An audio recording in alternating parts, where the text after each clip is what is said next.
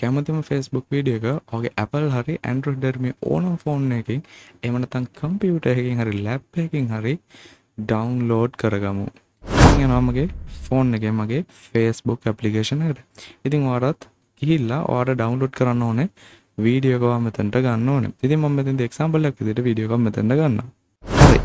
මම මෙන්න මේ වගේ වීඩියෝ එකක් සිලෙක්ට් කරගන්නවා. මේක මම එක්සැම්පල් එකකට සිලෙක්ට් කරගන්නේ. ඉතින් ඔයාලට ඉස්සරහම කරන්න තියෙන මෙතන පහළ බලාගෙන වань ෂෙයා අයිකන් එක තියෙනවා. මේක ක්ලික් කරන්න. මේ ක්ලික් කරලා පස්සේ ඔයාට ගොඩක් සරලව බලාගන්න බලන්න copy link කියලා ඔප්ෂන් එකක් තියෙනවා. ඔයා ඒක ක්ලික් කරන්න. ඊට පස්සේ ඔයා කැමතිම වෙබ් බ්‍රවුසර් එකට යන්න. ඉතින් මම මෙතෙන්ද යන්නේ Google Chrome එකට. ඔයාට පුළුවන් කැමති වෙබ් බ්‍රවුසර් එකට යන්න.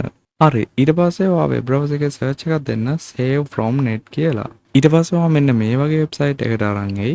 ඔයා මෙතන search bar එකේ ඔයා අර කොපි කරගත්ත ලින්ක් එක පේස්ට් කරන්න ඕනේ. ඒකට ඔයාට මම long press කරගෙන ඉත search bar එක උඩ paste icon එකේ paste එක ඔයා ක්ලික් කරන්න. ඊට පස්සේ මේක automatically process වෙනවා. process වුණ නැත්නම් පැත්තෙන් තියෙන ඊතලේවා touch කරන්න.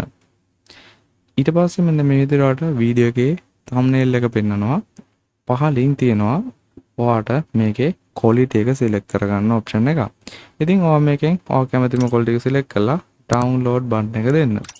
ඊට පස්සේ මේක automatically ඔයාගේ වීඩියෝ එක මෙන්න මේ විදිහට download වෙන්න පටන් ගන්නවා.